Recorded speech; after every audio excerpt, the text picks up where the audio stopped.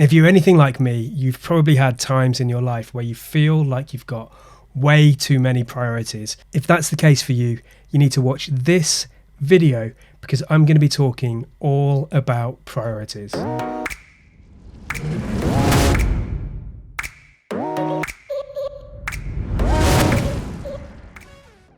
Okay, now firstly, let me address the elephant in the room.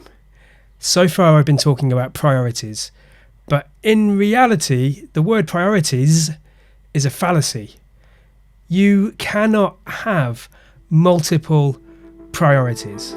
The word shouldn't even exist. I know, when I first found that out, when I first realized it, it completely blew my mind. But by definition, the word priority is a singular word. It's basically the condition of being regarded as the most important thing. You literally can't have two things that are the most important. It's impossible.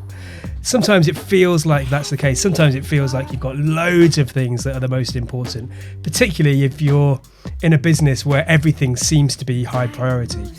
But believe me, you can only have one priority. Now, I'm sure that many of you have felt like everything in your organization is top priority.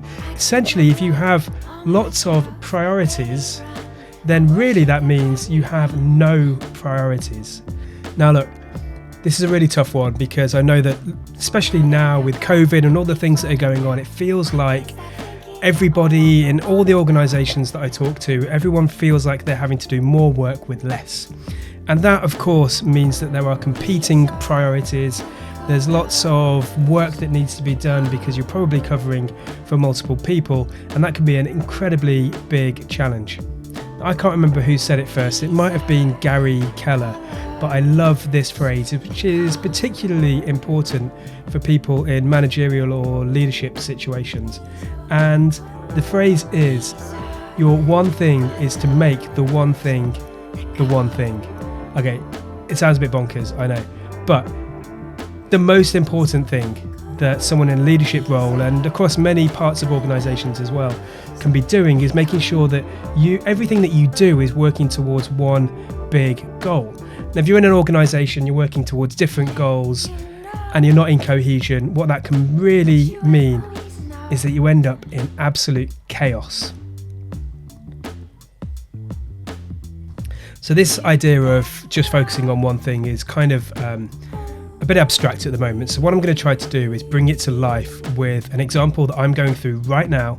And I'm going to try to explain to you the reason that I'm doing this video and where this video sits in with my one single priority. So I'm going to rewind the clock a little bit and set a little bit of context. Now, a couple of weeks ago, Greg, a business partner, and I, we launched our new business, basically a kind of rebrand of something we've been working with in collaboration for a long time.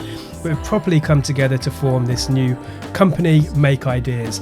And a couple of weeks ago, what we wanted to do was launch the business. Now, really what that meant was that we wanted to launch the website.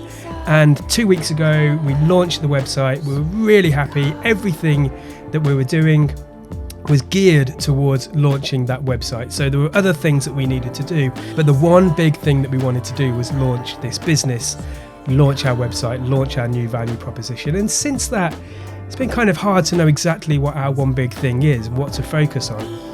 But of course, we all know that a business is of no value at all unless you're getting sales. And so the big thing that we need to be focusing on right now is getting more customers, getting more clients, getting more sales.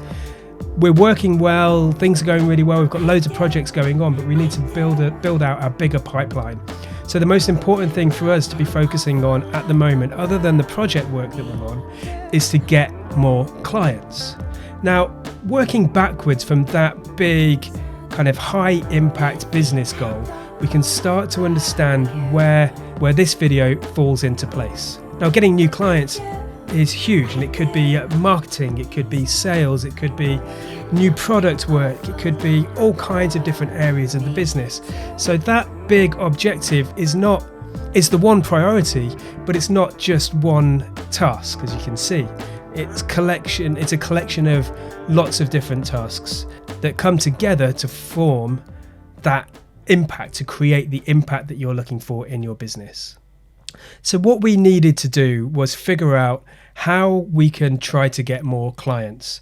And for us, the big outcome that we're looking for from any work that we do is to have great conversations with people. We know that if we can have conversations with people that need some work doing, then there's a much higher chance of us bringing them on board as a client and us being able to work with them to kind of solve their problems. Now, Make Ideas is all about solving people's problems through product or using data in a really effective way that drives insights and allows for much better decision making within the organization. We use methodologies like design sprints in order to rapidly solve big problems, come up with new ideas, test them really quickly and prove out whether they're going to be of value to the company over a much longer period of time. Now, what do we need to do in order to have a call with a client? What we're focusing on is creating more connections with people. Now, connections could be through LinkedIn, it could be through Instagram, it could be through other social media platforms, but essentially connecting with more people. The theory being, of course, we connect with more people, then we're more likely to have conversations with people. The more conversations we have with people, the more chance we've got of selling them something that we do, one of our services. Now, how do we create more connections with people? Now, what we're doing is focusing on content.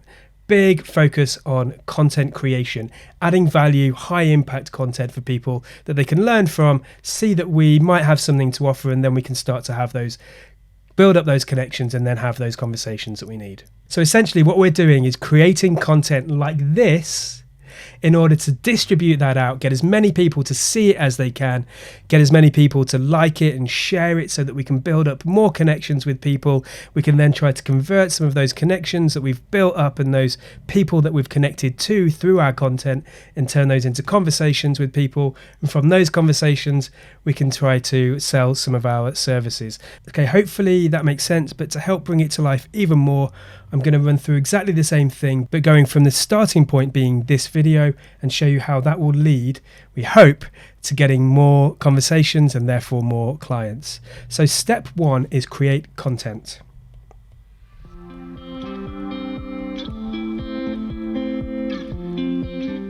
Step 2 is to connect with more people.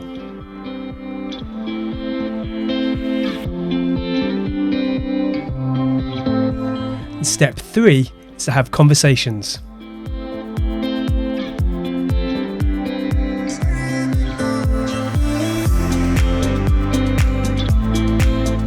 So remember, creating the content is the input. Connecting with more people, making more connections, really that's the output of the content that you've created. And having great conversations with people, the outcome that we're looking to drive towards. Now, every single part of that is about one priority, and that's to get more clients.